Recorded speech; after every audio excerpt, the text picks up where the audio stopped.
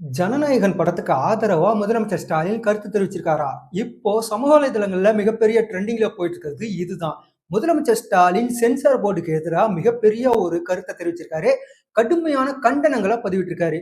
எதனால அப்படின்னு பார்த்தோம்னா, சிபிஐ, இடி, ஐடி, அதாவது சிபிஐ மத்திய புலனாய்வுத்துறை, அப்புறம் இடி என்ஃபோர்ஸ்மெண்ட் டைரக்டரேட் அமலாக்கத்துறை, ஐடி இன்கம் டாக்ஸ் வருமான வரித்துறை, இவங்க எல்லாமே அரசியல் கட்சிகளுக்கு எதிரான நடவடிக்கையா பயன்படுத்தப்படுறாங்க அப்படின்னு பல்வேறு குற்றச்சாட்டுகளை திமுக மட்டும் இல்ல பல்வேறு எதிர்கட்சிகள்லாம் சொல்லிட்டு இருக்கிறாங்க.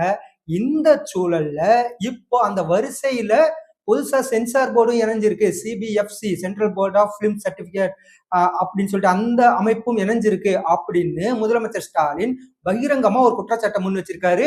கடுமையான கண்டனங்கள் அப்படிங்கிற ஒரு வார்த்தையை பயன்படுத்திருக்காரு. ஏன் இப்படின்னு பார்த்தனா, இப்போ விஜயோடைய ஜனநாயகன் திரைப்படம் ரிலீஸ் ஆகுறதுக்கு ரொம்ப பெரிய சிக்கலை சந்திச்சுட்டு இருக்கு. 9ஆம் தேதி ரிலீஸ் ஆகிறதா இருந்துச்சு. கடைசியில அதுக்கு தடை வாங்கி வச்சிருக்காங்க. இப்போதைக்கு படம் ரிலீஸ் கிடையாது. சென்சார் சர்டிபிகேட் தராதனால படம் ரிலீஸ் ஆகாம இருக்கு.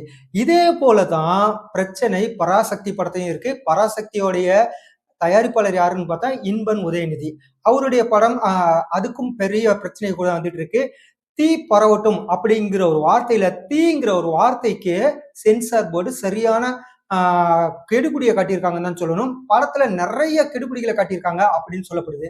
நிறைய காட்சிகளுக்கு, வார்த்தைகளுக்கு, வசனங்களுக்கு எல்லாத்துக்குமே கட்டுப்பாடு விதிச்சிருக்கதா சொல்லப்படுது. இப்படி ஒரு படத்துக்கு இவ்வளோ பெரிய கட்டுப்பாடுகளை விதிக்கிறதுனாலதான் முதலமைச்சர் ஸ்டாலின் இப்படி ஒரு கருத்தை சொன்னதா தெரியுது. ஆனா இப்ப இவங்க சொல்றது, முதலமைச்சர் சொன்னது என்னமோ பொதுவான ஒரு கருத்தா தான் இருக்கு. மத்திய அரசு சிபிஐ, இடி, ஐடி போல சிபிஎஃப்சியையும் ஆயுதமா பயன்படுத்துறாங்க அப்படின்னு சொல்லி கடுமையான கண்டனங்கள்னு சொல்லி முதலமைச்சர் சொல்லியிருக்கிறது பொதுவாக சொல்லியிருக்காரு. ஆனா சமூக வலைதளங்கள்லயோ முதலமைச்சருடைய பதிவுலயோ பின்னாடி போய் போட்டிருக்கிறது என்னன்னா, எல்லாருமே தன்னுடைய பேரனுடைய படம் ரிலீஸ் ஆகாம அதுக்கு பிரச்சனை கொடுக்குறாங்கிறதுனாலதான் பேசுறாரு அப்படின்னு சொல்லி ஒரு குற்றச்சாட்டை முன்வைக்கிறாங்க. விஜயோட படத்துக்காகலாம் கிடையாது. ஜனநாயகன் படத்துக்கான பிரச்சனை இன்னைக்கு இல்ல, ரொம்ப நாளாவே போயிட்டு இருக்குது. சர்டிபிகேட் தராம கிட்டத்தட்ட ஒரு வாரமா போயிட்டு இருக்கு இந்த பிரச்சனை.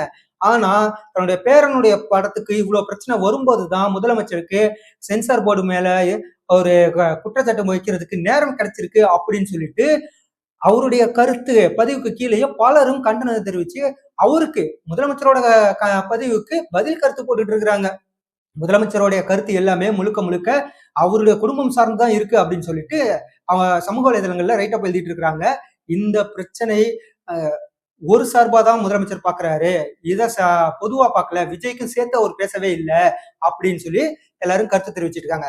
முதலமைச்சருடைய கருத்து பொதுவானதா அல்லது தன்னுடைய பேரனுக்கானதா அல்லது எப்போதும் போல அரசியலுக்கானதா அப்படிங்கிறத பத்தி நீங்க உங்க கமெண்ட்ஸா பதிவிடுங்க.